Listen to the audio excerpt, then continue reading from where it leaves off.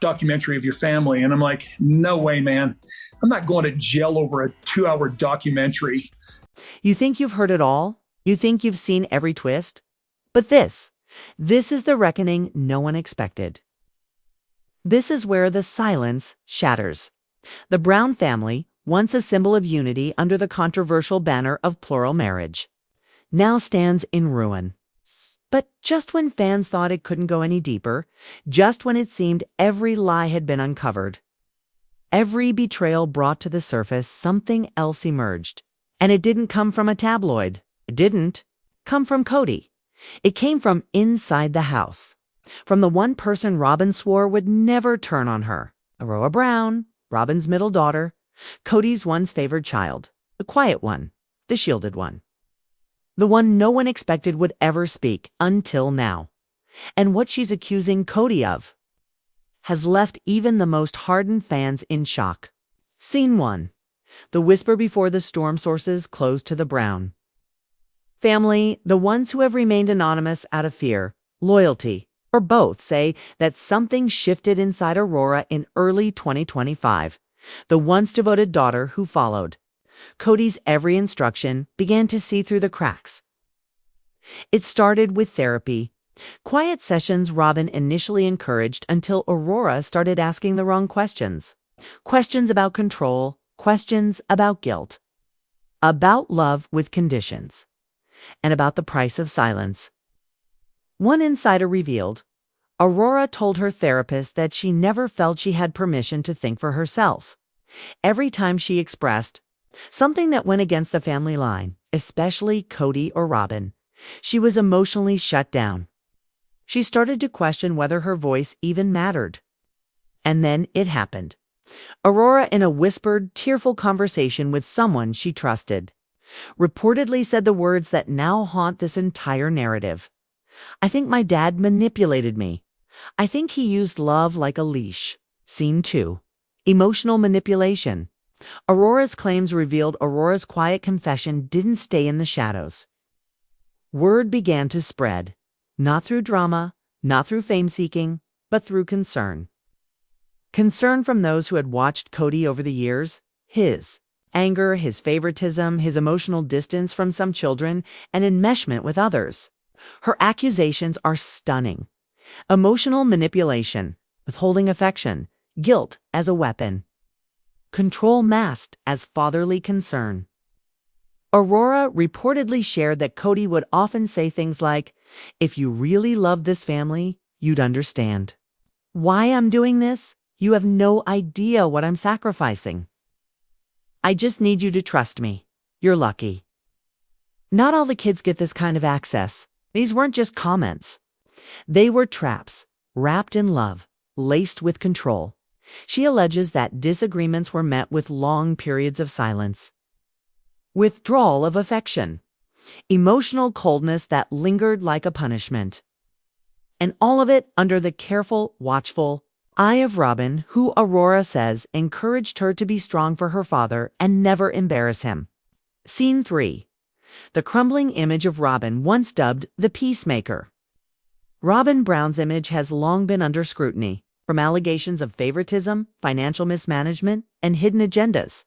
Her role in the Brown family collapse has always been debated, but now her own daughter is pulling the curtain back. Sources say Aurora felt smothered by Robyn's constant attempts to silence any emotion that didn't fit the family's narrative.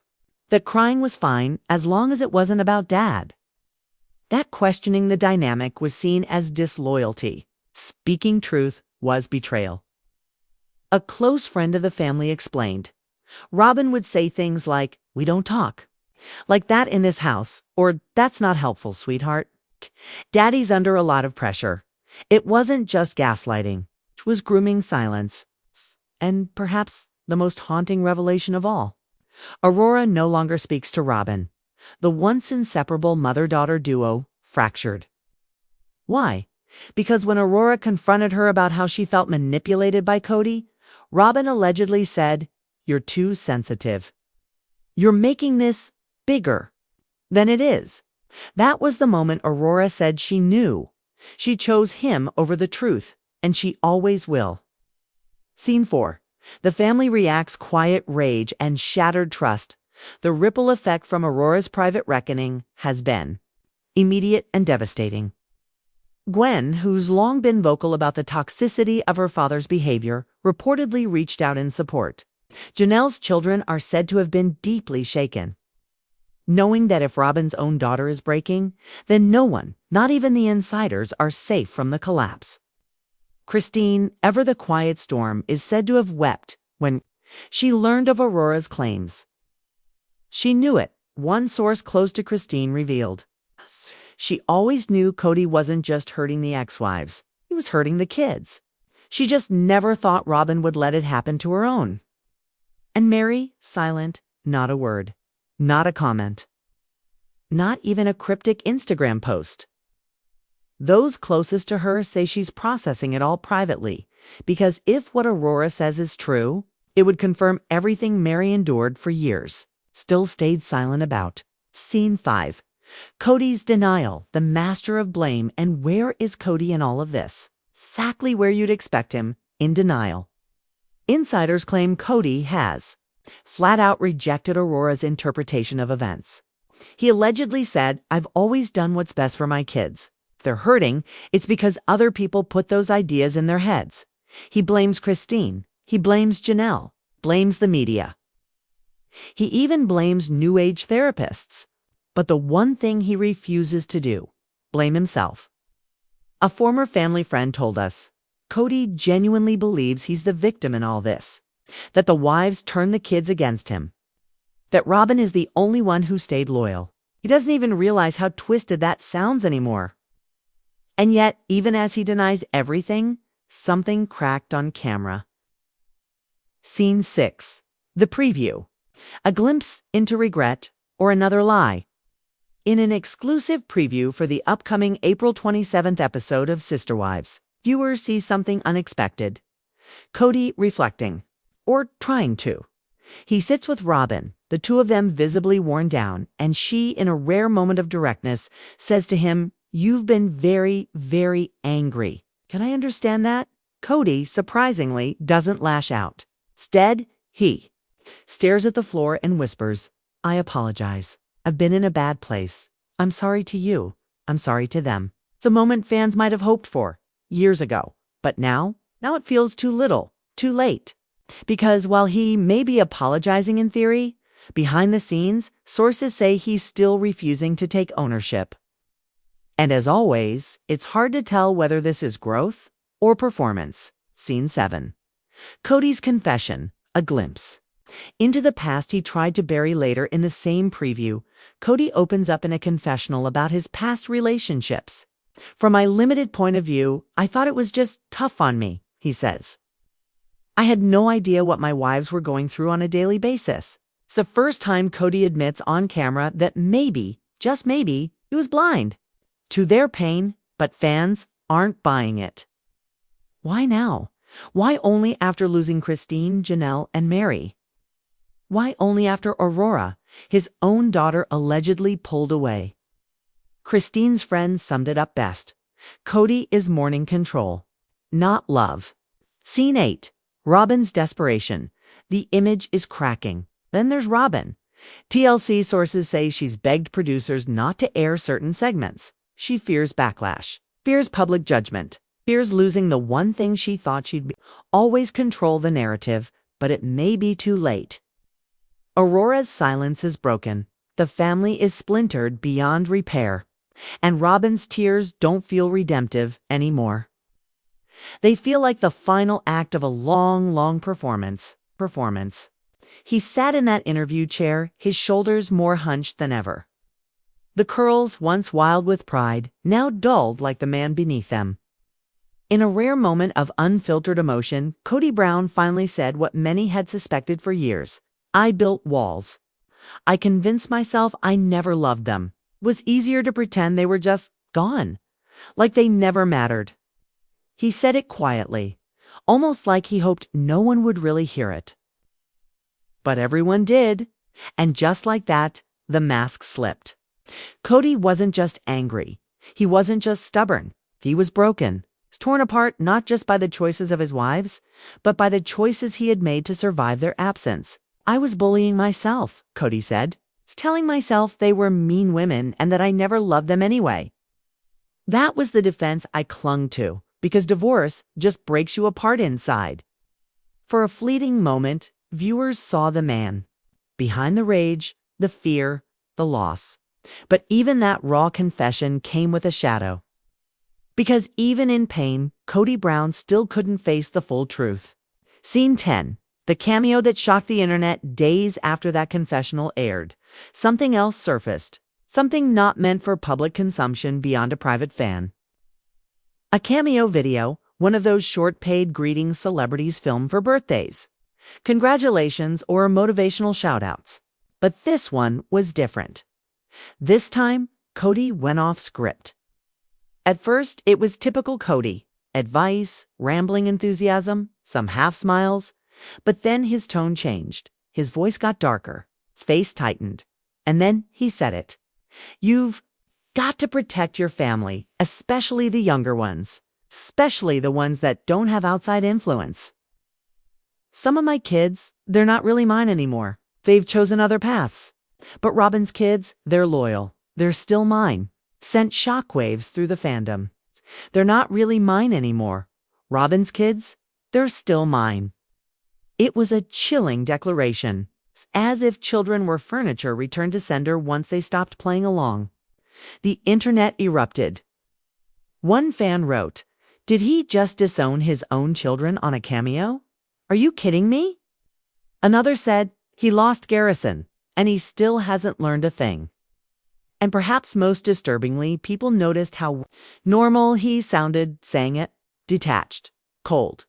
Like this was just another day. Scene 11. Emotional abandonment, the forgotten children for years. Kody paraded the image of a devoted father. Through 4 wives, 18 children, and countless episodes, he preached unity. He smiled big. He danced at weddings. He filmed Christmas specials. But now, that image is gone. Destroyed not by media, not by Christine, not even by Janelle, but by his own words. Fans began compiling clips. The subtle shift, the gradual alienation, how he stopped calling Gabe and Garrison, how he avoided Truly, how he referred to Maddie and Logan as Janelle's kids, how he only seemed present for Robyn's children. In interviews, he even slipped into a new pattern of language. My kids with Robyn are still under my roof. The others, I don't really talk to them. It wasn't just distance, it was erasure. And in the wake of Garrison Brown's tragic death, it stings even more. Because in his final months, Garrison tried. He reached out, he pleaded. And Kody, he stayed. Away. Now, fans are asking, how does a father mourn a child he emotionally abandoned? Scene 12. The internet explodes. Kody under fire. The cameo video was shared, reposted, transcribed, reacted to on podcasts, TikToks, and YouTube breakdowns. Every corner of the Sister Wives fandom lit up. He says, discipline your kids, while refusing to show up for his own. Okay. This is disgusting. He failed them all. Okay. And now he's blaming them for moving on. But it wasn't just fans. Former insiders, friends, distant relatives, even production staff began anonymously confirming what many had long suspected. He was always different with Robyn's kids, said one. He praised their loyalty, but ignored the struggles of the others. The family dinners became like loyalty tests. Show up for Robyn or you're out. And the most painful irony? Kody, the man who once demanded unity above all else, had become the divider. Scene 13. Christine speaks. The makeup, the control, the pain as Kody was being dragged online. Another voice entered the mix, and this one came with years of buried truth. Christine Brown, while on a road trip with her fiancé, David Woolley assisting Janelle with her move to North Carolina. Christine opened up in an emotional confession during filming. He liked his women looking good, she said. We'd be camping. Janelle and I would be up at 6 a.m. cooking. For everyone, cleaning up, hauling supplies, and Robyn. She'd still be in the camper, curling her hair, doing makeup, and Kody. He loved it. She laughed a little, but it wasn't joy. It was exhaustion. Years of swallowing bitterness to preserve peace. He didn't ask us to be pretty. He expected it. All the time. And yet, Christine said she didn't speak out. Not fully. Not then. Why? Because she believed in the family. She believed in him. Tilly gave her no reason to. I thought if I just stayed patient, stayed quiet, maybe he'd love me again. Scene 14. Janelle and Meri reconnect plans at Coyote Pass while Kody flounders. Two of his former wives are quietly rebuilding. In the next episode of Sister Wives, TLC teases a rare scene. Meri and Janelle walking together at Coyote, past the land that was supposed to be their collective dream. They talk about what's next, not just in business or property, but in life. Sources say Meri asks Janelle if they should finally build not for the family they used to be, but for the lives they're carving now. Janelle reportedly says, "I want a space that's mine. No more compromise, just peace." Meri nods, and for the first time in years, there's no tension, no awkward silence. It's just two women finally free to breathe. It's the land that once represented. Control and chaos may soon be a symbol of healing. Scene 15. Christine's Valentine's Day, a new chapter with David elsewhere. Christine is thriving. February brought her first Valentine's Day with David Woolley. And it's everything she never had. Candles, laughter, a handwritten poem, no cameras, no control, no compromise. In a behind-the-scenes confessional, Christine breaks down as she shares, "For years, I didn't think I was lovable. I thought something was wrong with me. That's what Kody made me believe. But David, he looks at me like I'm the whole sky, not just a woman in a lineup." Her voice cracks. But it's not pain. It's release. Scene 16. Kody's transformation, or just more excuses. Meanwhile, Kody's storyline is taking a sudden turn. TLC's episode 22 synopsis confirms a massive bombshell. Kody is ready to walk away from polygamy. He tells Robyn, his last remaining wife, that he's tired of pretending. That he can no longer carry the weight of what used to be. That he's ready to live for himself. Robyn is reportedly stunned. Betrayed. After all, this was the life she chose. And now, even that foundation is crumbling.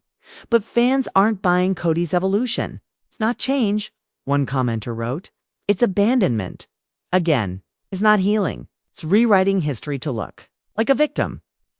And with every new confession, Kody only digs deeper into the hole he built for himself. Scene 17. The bigger question? What happens now? As all this unfolds, one terrifying truth begins to surface. Kody has isolated himself completely. His older children are distant or gone. His wives have walked away. His only connection to the past is Robyn, and even that is faltering. His cameo video remains online, etched into public memory. His confession of pretending he never loved his ex-wives now loops in fan compilations. His parenting advice torn apart line by line by the very audience that once cheered him on. And fans are asking, is this the beginning of Kody's reckoning, or just another chapter in a long, painful decline? Divorce breaks you apart inside, Kody whispered. But what he didn't say, what echoed louder than any words, was that it doesn't just shatter marriages, it splinters families. It fractures children. And it wounds the legacy you spent decades pretending to protect. As Kody's words played back in his latest cameo, fans were left stunned. This wasn't the charming patriarch offering a cheerful birthday wish. This was something darker, disturbing, a glimpse into a man unraveling publicly and unapologetically. Gone was the confident, charismatic father who once declared he could balance 4 wives and 18 children. In his place stood a broken man defending emotional abandonment as self-preservation. "I was bullying myself," he said. But what about the emotional bruises left on his children? Shift in tone, more reflective, emotionally piercing. In this chilling clip, Kody revealed a preference that made viewers' hearts drop. He referred to Robyn's children, Aurora, Dayton, Brianna's, my kids. But when he spoke of Garrison, Gabriel, Leon, and even Logan, they became my ex-wife's kids. A cold disowning. A betrayal that echoed across fan forums, like a scream muffled too long. It wasn't just poor wording. It was a confession, a quiet erasure of history, of pain, of connection, and fans weren't having it. Kody Brown is dead to me, one furious viewer wrote on Reddit. You don't get to cherry-pick your children. You don't get to rewrite fatherhood. Another added, if Garrison was still alive, what would he say hearing this? After everything. It was a question no one could answer. And a wound that Janelle could likely never forget. Voice becomes contemplative, echoing heartbreak. When Garrison passed, it shook the sister wives' world. But what made it unbearable was the knowledge that he died estranged from the man who claimed to be his protector. Fans quickly tied the timeline together. Kody's distance, the cold remarks, the blatant favoritism. And now, in a cameo meant to uplift, he'd confirmed every fear. That to Kody, some children simply mattered more than others. And if that wasn't damning enough, the irony became unbearable. Because, as Kody doled out parenting advice about listening, being involved, asking about homework, he forgot one thing. His own sons had stopped hearing from him long before the cameras ever turned off. Sound design here would pause quiet, almost painful silence. And Christine, she had remained mostly quiet until now. In a recent TLC clip, she opened up finally about the burden she carried for years. She recalled trips with Kody, how the expectation of beauty followed them even through mud, even through camping, even through illness. He liked makeup, she said. You always had to look pretty. Even on road trips, Janelle and I would be out there cooking, packing, cleaning. And Robyn, she'd be inside with a curling iron and 3 makeup bags. Christine didn't say it with spite. She said it with exhausted clarity. With the kind of resolve that only comes after years of swallowing disappointment. We tried to be patient, she added. We tried to believe he saw us. But maybe he never did. Soft piano builds. Tone shifts sad, but revealing clarity. As season 19 unfolds, the show no longer feels like a chronicle of plural marriage. It's become something else. A reckoning. A post-mortem. Meri and Janelle are seen walking the dust-covered lots of Coyote Pass. Not as sister wives, not as hopeful, builders of a legacy, but as women reclaiming space, discussing what to do next, not for Kody, but for themselves. In contrast, Robyn and Kody are shown in their living room, burdened by the growing silence around them. The walls feel tighter now. The echoes of children laughing are no longer there. Only whispered regrets and unspoken truths remain. And in one unexpected twist, even TLC's safe harbor has been shaken. Tamron Hall, the long-trusted postseason reunion host, was quietly removed. Sources confirm it was due to growing pressure from fans who claimed she was too soft on Robyn, that she refused to hold Kody accountable. The fans demanded truth. They wanted fire. They wanted accountability. And for the first time, it seems they're getting it. Music shifts anticipation, tinged with truth. Episode 22's official synopsis reads like a thunderstorm. Kody confesses to Robyn that he wants to leave polygamy completely. Not adjust it, not modify it. Abandon it. The very lifestyle he once preached as divine truth, he now calls unmanageable, broken. And in doing so, Kody confirms what many suspected for years, that he was never in this for God or family.